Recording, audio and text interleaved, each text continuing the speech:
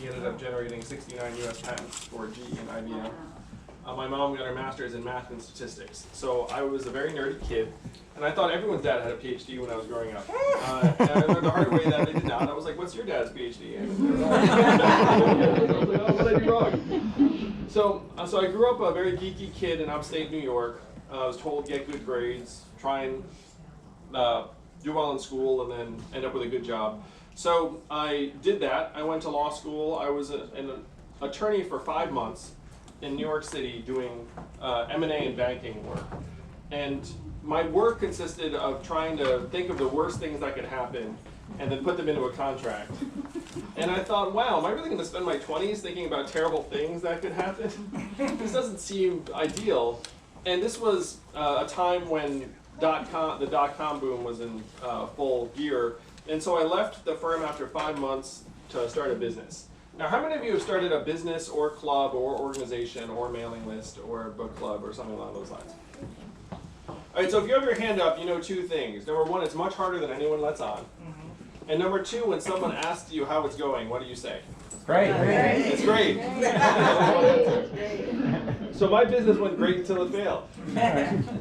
I lost my investors, their investment. My parents told their friends I was still a lawyer because that was an easier story for Asian parents to tell. But I'd been bitten by the bug, and I said, wow, trying to build a business is so much more invigorating and genuine than thinking about terrible things that could happen in a cubicle.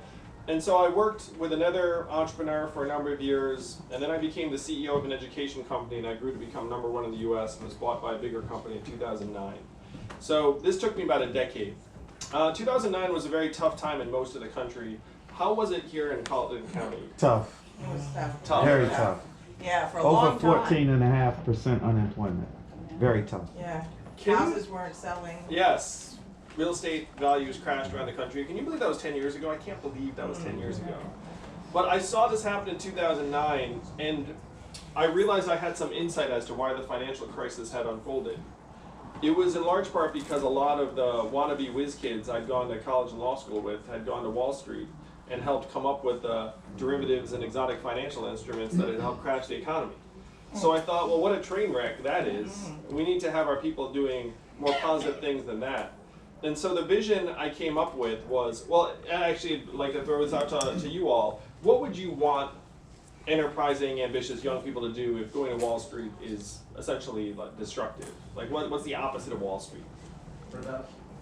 Production, right. So I thought, well, how about we train recent college graduates to head to places like Birmingham, Detroit, Cleveland, New Orleans, and help build businesses.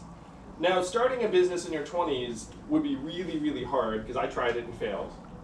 And so that seemed like too high of a bar. But I thought, well, what we could do is we could have them work at small and growing companies for 2 years, learn as apprentices the way I learned, and then after 2 years, if they wanted to start their own business, we'd have some seed money for them and an accelerator to help them get their start. So this is a nonprofit called Venture for America. I quit my job to start this nonprofit. I went around calling rich friends of mine with this question: do you love America? The smart among them said, what does it mean if I say yes to this question? And I said, at least $10,000. And then 12 of them said, I love America for $10,000. I said, I thought you did. So they're 120 plus the same amount from me. We started with about $250,000, and then it grew and grew to the millions. We ended up helping to create thousands of jobs in 15 cities around the country. I was honored by the Obama administration as a champion of change and an ambassador of entrepreneurship. I got to bring my wife to meet the president, so my in-laws were really excited about me for a little while. I know she did okay. Look at these pictures.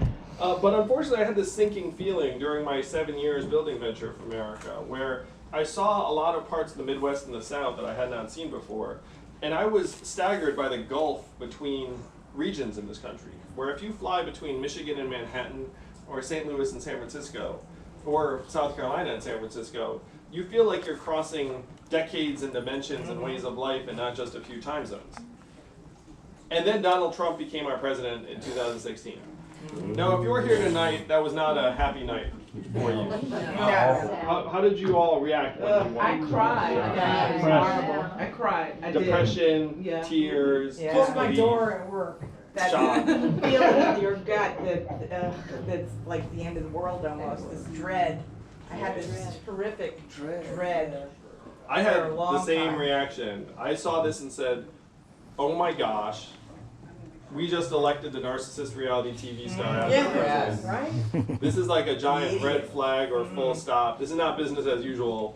Especially if in my case, I was literally getting medals and awards for helping create jobs around the country, and then Donald Trump wins, and then I think, well, this actually confirms some of the unease I've been having, the dread I've been having for months, where I felt like my work, even as it was being celebrated, was like pouring water into a bathtub that had a giant hole ripped at the bottom. That for any job we were helping to create, we were going to lose hundreds of jobs. And so after Trump won, I started digging into the studies on what technology in particular was doing to our workforce. And I found that we'd eliminated 4 million manufacturing jobs over the last number of years that were primarily based in Ohio, Michigan, Yeah, middle America. Wisconsin, Pennsylvania, Missouri, Iowa. You here in South Carolina have lost about 90,000 manufacturing jobs over the last number of years. And the majority of that is because of automation of machines. If you go to some of these factories, you see the robot arms where there used to be people. You see that these factories are much more automated, and even if you do have workers in these factories, they're not the manufacturing workers of yesteryear. They're technicians on a laptop. Like if you have a PhD, the demand in manufacturing has gone up, but if you have a high school degree, then demand has plummeted. Yeah. Like the nature of the people that we're employing has shifted. So I dug into the trends and saw, wow, there's a straight line up between the automation of jobs and the movement towards Donald Trump. Where if you go voting district by voting district, the more industrial automation you had in a voting area, the more that district went to Trump. If you turned on cable news today, why would you think Donald Trump won in 2016? Not what I just said. Yeah. Well, and it seems like it's, a lot of rural, blue collar workers that voted for him. Yeah, the main explanations on offer from the cable network seem to be some combination of racism, Russia, Hillary Clinton, emails, Facebook, the FBI, all mixed together. But the numbers tell a very, very clear and distinct story that, again, the more we automated away manufacturing jobs in a voting area, the more red that area became. And I'm going from here to Iowa next week. Iowa's a purple state. It went to Trump by 8 points. And they lost 40,000 manufacturing jobs over this period. And I've been to the towns that used to have those manufacturing plants. You have the same towns here in South Carolina, I'd imagine. What happens to those towns when the factory or plant closes? Everything goes, right? The shopping district closes, people start to try and sell their houses, the school shrinks.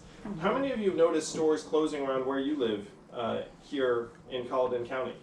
Like our stores opening or Pretty closing? well, hasn't They're it? closing The new one's open. Yeah, things are It's not too rebounding. bad. Citadel Yeah, Hall that's good. in Charleston. We had a lot That's down. good. We had a lot before. A lot of places that don't have any business in them open, empty, Oh, empty, Yeah. yeah, vacant. vacant. But Phillips, as county councilman, Yeah, you found it. Oh, wow, then you would know the stats here in this county. I was in another part of South Carolina, and there was a mall that was half abandoned.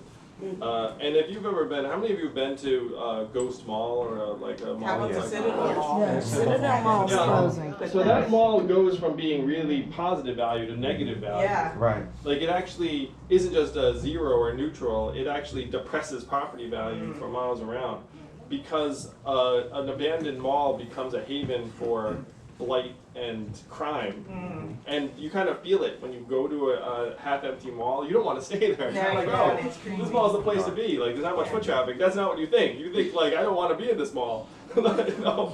And that feeling you have is founded in reality.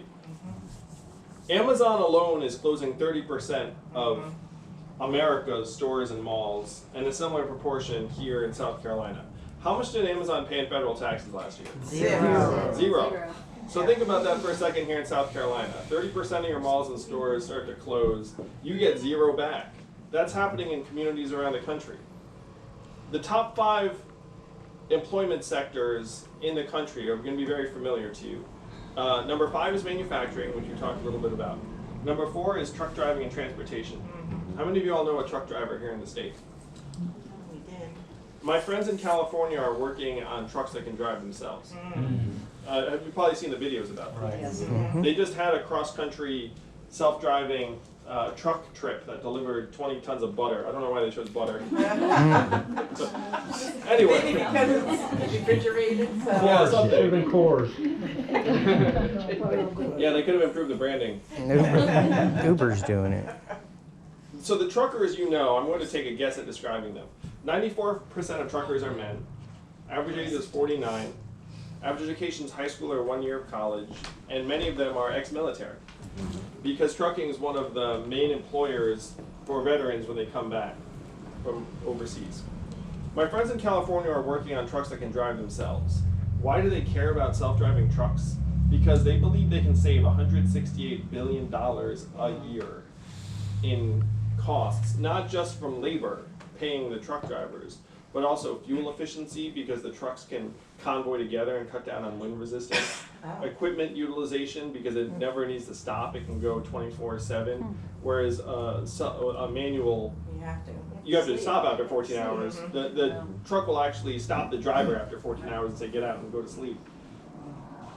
And fewer accidents. 4,000 Americans die in accidents with human-driven trucks every year. On the flip side, though, you have truckers themselves. Most common job in 29 states. There are 3.5 million truckers in this country. And 7 million Americans who work in truck stops, motels, and diners that rely upon the truckers getting out and having a meal or going to sleep. Yes, sir. So what happens to all of those jobs when the robot trucks actually hit the highways for real? How many of you have seen a self-serve kiosk in a McDonald's or a fast food restaurant? Number 3, the third most common job category in this country is food service and food prep. And what's starting out in the front of the house in McDonald's, first they say that a self-serve kiosk will be in every location in the United States in the next 2 years for McDonald's.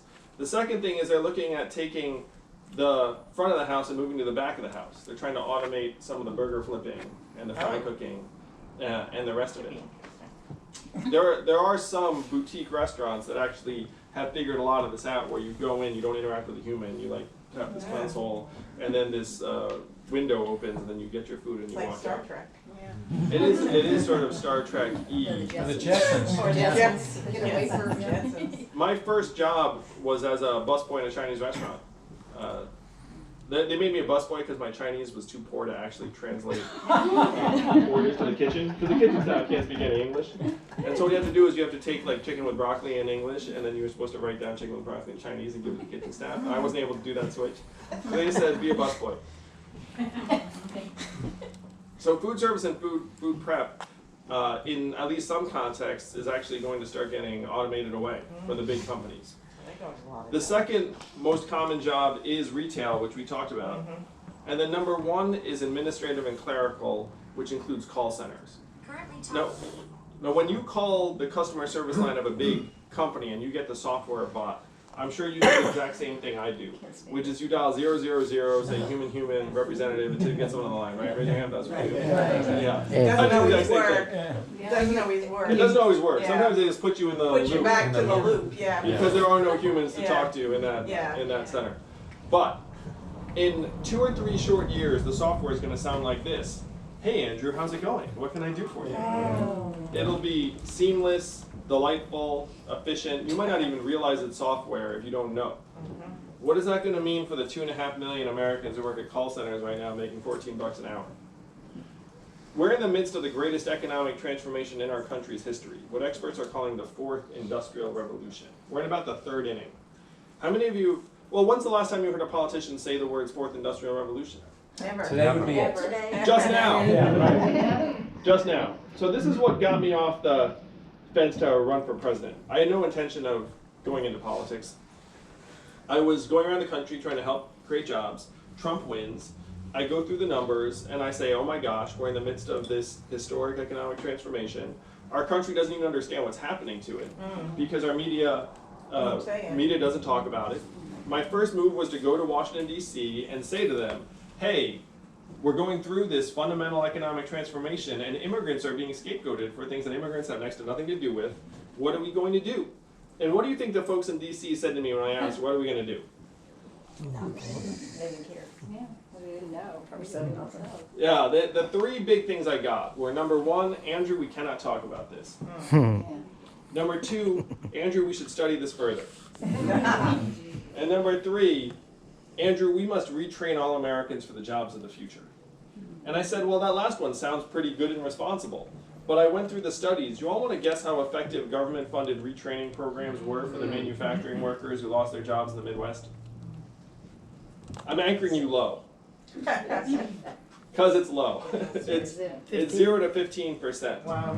If you look at what happened to the manufacturing workers in the Midwest, almost half of them left the workforce and never worked again. And of that group, half filed for disability. To the point you then saw surges in suicides and drug overdoses in those populations, but even nationwide, to a point where now suicides and drug overdoses have overtaken vehicle deaths as cause of death in this country for the first time in history. It's gotten so bad that our life expectancy has declined for the last 3 years in a row. Do you know the last time America's life expectancy declined 3 years in a row? The Depression? World War II. The Spanish flu of 1918. Oh, wow. A global pandemic that killed millions. That's how far back you have to go. It's actually highly unusual for life expectancy to decline once in a developed country. Because in a developed country, it typically just keeps on creeping upwards because you're richer, Healthier. healthier. In America, it went down, More educated. and then down again, and then down again. And that's almost unprecedented. Does anyone want to bet on what it's going to do this year? Probably not better. No. I certainly hope it rebounds. So this is what the folks in DC said to me when I showed up. They essentially wanted nothing to do with it. And one of them actually came clean and said to me, Andrew, you're in the wrong town. No one here will do anything about it because fundamentally Washington DC is not a town of leaders, it's a town of followers. And the only way we will do something about it is if you were to create a wave in other parts of the country and bring that wave crashing down on our heads. And I heard this and I said, challenge accepted. And that was 2 years ago. 2 years ago, you probably know I was completely anonymous. No one had ever heard of it yet. But I stand before you today. I was 5th in a couple of recent national polls to be your nominee. We raised $10 million in the last quarter in increments of only $30 each. No corporate PAC money. I've got a lot of fans and they're almost as cheap as Bernie's. We're